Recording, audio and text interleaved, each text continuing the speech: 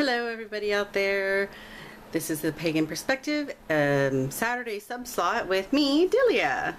And this week's topic, we are talking about protection.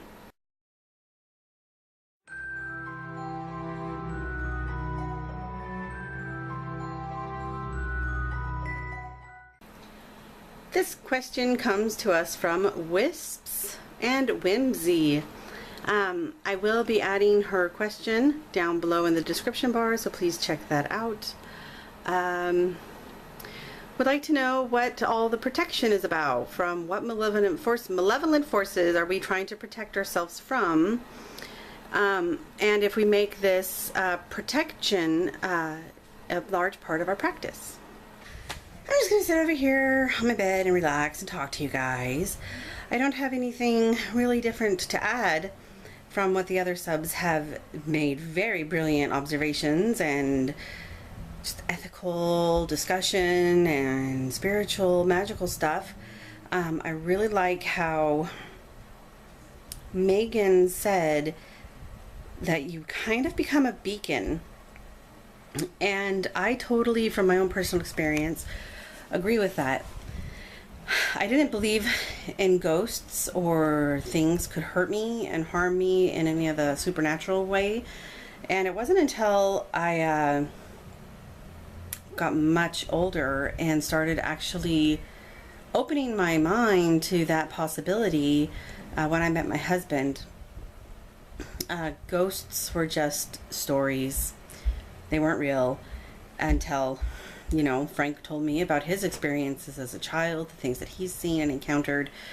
And so I really started to, you know, think, oh, maybe this is real, because I believe my husband. I trust him 100%. He's never lied to me, and he doesn't lie. So that's when I saw my first ghost. And it was the little girl in the hallway. I talk about this in my Ghost Stories with Delia on my personal channel a little bit. Little girl ghost in the hall of our last place we lived before here.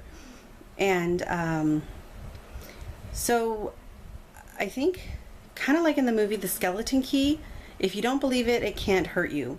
And I kind of think that's true, because I didn't believe in it and nothing ever manifested to me. And it wasn't until I really started to think that it could be possible that I started to see things.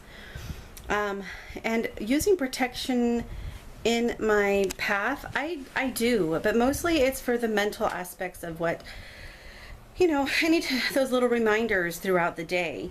Don't lose your temper, be patient with the kids. It's okay if the house gets messy. You know, every once in a while the Jehovah's Witnesses are going to show up and the Mormons are going to come by, but I don't need to let those things irritate me. And from protection, it's not against the malevolent forces. Granted, if I'm doing something big, like when I found my spirit guide Sam, I did do a protective circle. I made sure I was being as specific as possible, only asking for my spirit guide to enter into the circle with me, along with the goddess and the elements and my animal spirit guides. Because I know that there is a possibility that something tricky can come through.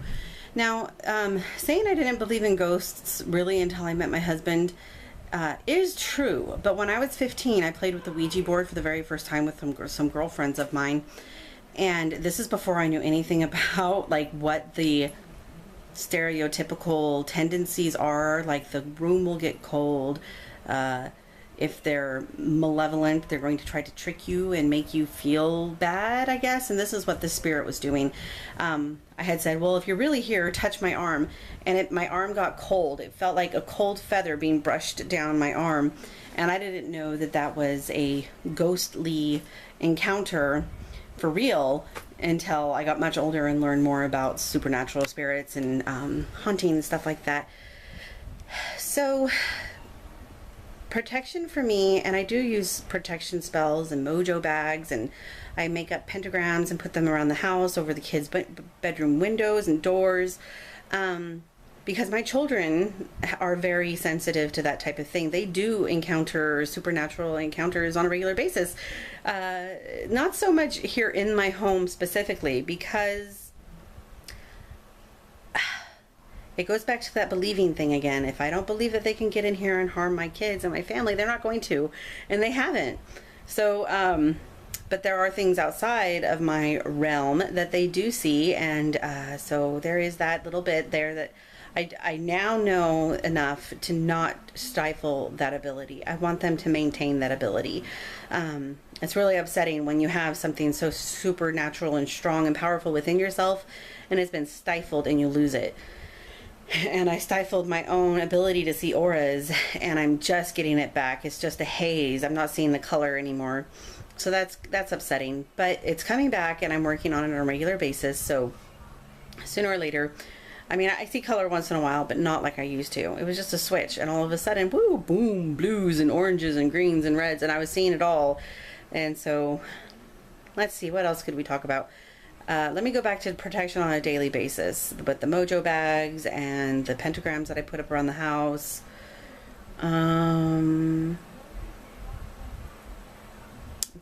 Clearing space is a form of protection, I think. But again, it's just for the mental reminder that I need to remind myself to be patient and you know, don't let things bother me like they used to. So yeah, for me, it is, of course, protection from the what ifs and for my own mental well-being. I'm sorry this video got up so late. We had a very busy day today, and I'm going to be editing this right now. I really hope everyone had a great Samhain and Halloween, however it is that you celebrate it. I hope you enjoyed it. I guess that's it. Blessings to you guys. Bye.